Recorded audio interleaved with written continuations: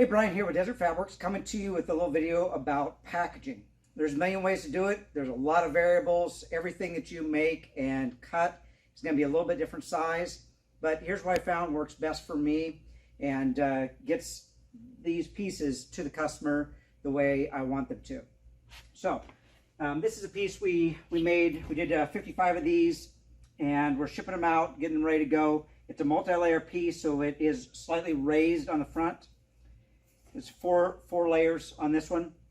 So, and on the back, this is one thing I forgot to mention when I talked about why I black out the backs.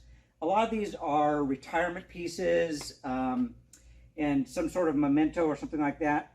And what you can do if you black out the back like this, they can use silver Sharpies to take and sign and write personal messages on the back. So it's just a little value added benefit with blacking out the back. And I use a flat or a satin because if you do a gloss, it's harder for the pens to take and write on there. So a flat or a satin works really good for doing that on the back, makes it easy to write.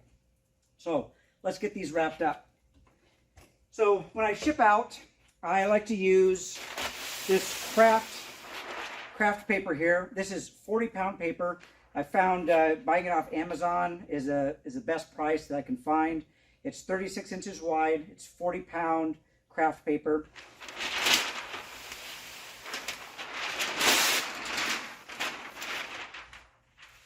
When I wrap up a piece, I want to make sure that I have a minimum of 2 layers of this covering my piece. So when you fold it over, you get at least 2 layers at a minimum. I like to have 3 if I can, if it works out without too much waste, but at least 2. Let's put my piece in here, fold, and this piece I'm going to have at least 2 without a problem.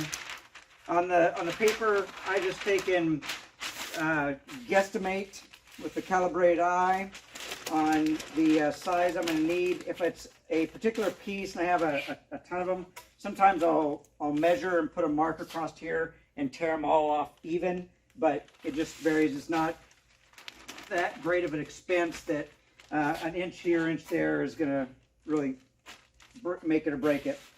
So this is wrapped up. I have at least 2 layers going across here covering the piece, and then I fold over here to have multiple layers to protect it across here.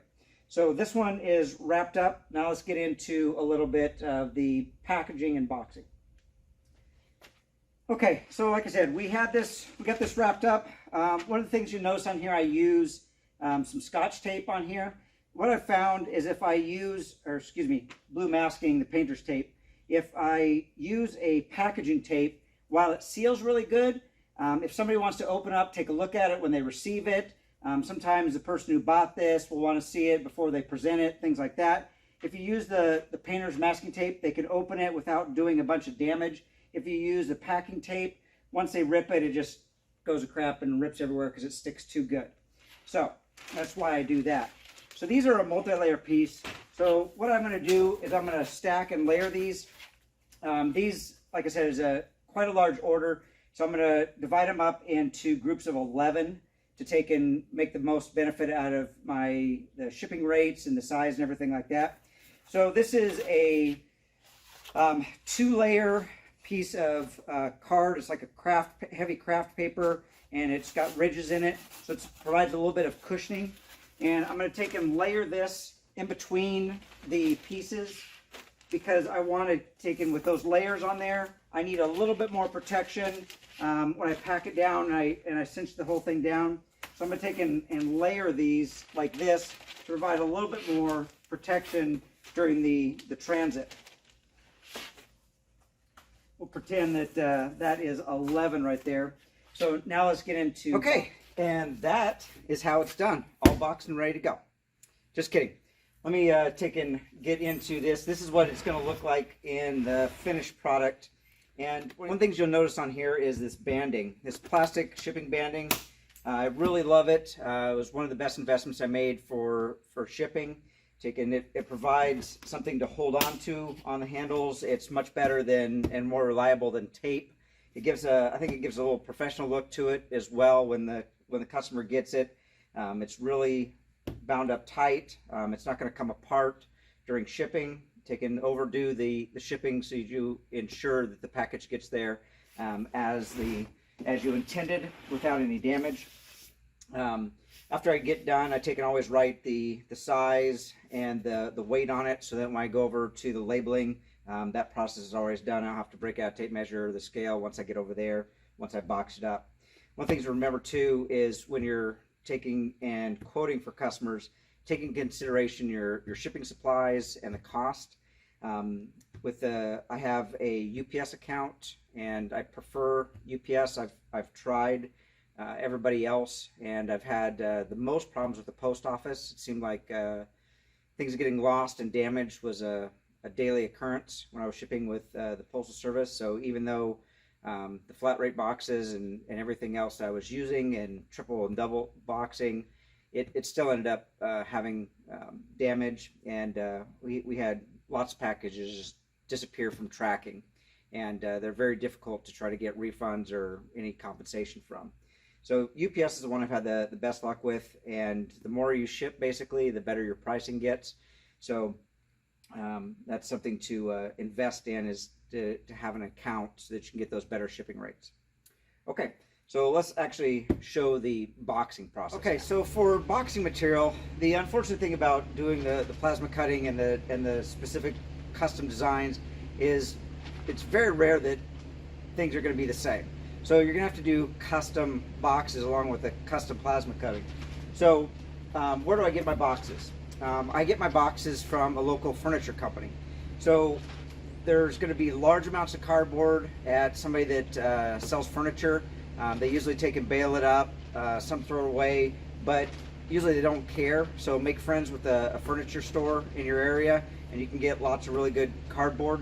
And then I always turn it inside out, so that none of the labels or tape or anything from the previous shipment or the wording is on the outside that the customer's going to see. So all that remains on the inside. But basically what I want to do is over-engineer this and protect it as best I can. The tighter you pack it, the better it's going to be. Movement's going to equal damage when it comes to this. So I'll custom cut all these boxes to fit whatever I'm shipping in these particular sets. So what I do is I have my stack here that's ready to go, and I'm going to make some guards that are going to kind of be a box within a box to take and protect these edges across here. So I take the flaps and I cut the flaps off, and then I can then turn those into extra edge guards. So I'm going to cut it to size. Then I use the back of the knife to take and make a score line across here, and that's going to be a bend point for me. So that bends really easy now, so I can take and stick it under here, and then I can take and draw a line across here at a point where this edge is going to take and fold over. So I have a reference, and I can fold this edge over, and then that's going to protect that side right there. So I'm going to repeat that process a couple times now. Okay, so now I've got my edge guards in here, which is going to be my little box within a box here to give extra protection on all the edges and basically double and triple it up. So now I'm going to take this and tape these into place so it kind of gets this package as tight as possible. Like I said, the tighter the better. You want to minimize movement.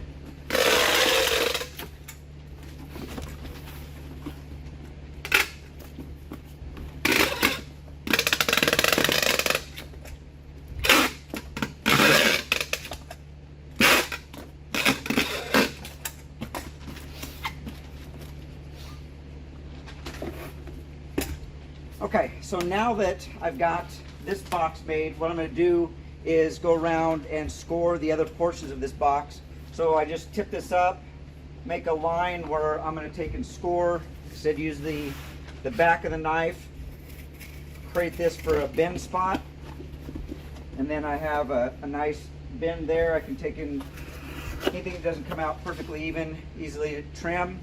Do the same over here. Get this up here, mark where it's going to come across.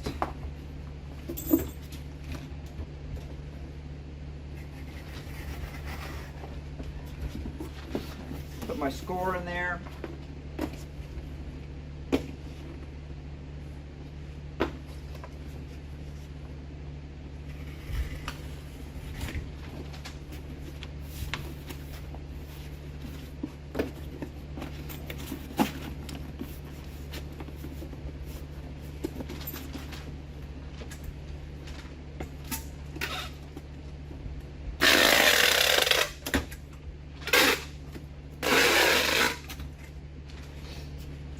Okay, on this back side, I've got a little trim to do over here.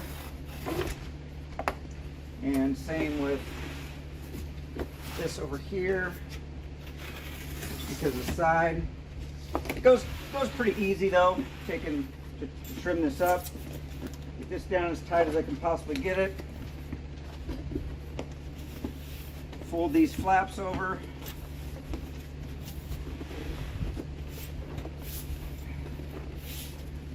Now I'm gonna tape it in a few spots across here, just to take and hold it in place basically until I get the banding done. If I get my tape gun to cooperate.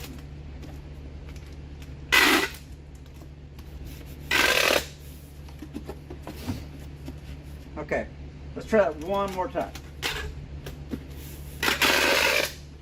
Okay. Tape gun does not want to cooperate right now. My blade guide needs adjusting.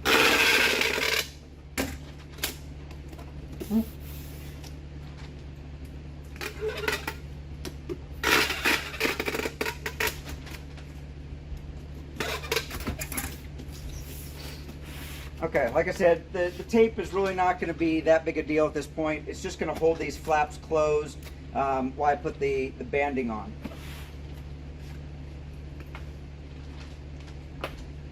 So for the banding, it consists of, it comes in metal, plastic, there's different options. This is the 3/8, and then there's these little clips, comes in different colors and options. But basically we're going to take this,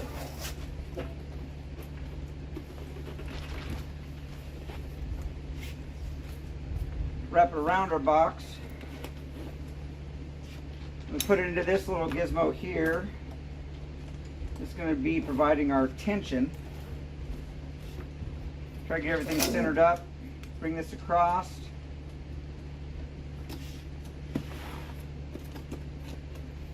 So once this is in here, I can get things kind of squared up, and then I'll tension it. Now I've kind of got a box within a box because this will start digging into this, so I can provide a decent amount of tension on here because I've kind of double and triple layered it across there. Then I'll put these little clips on here.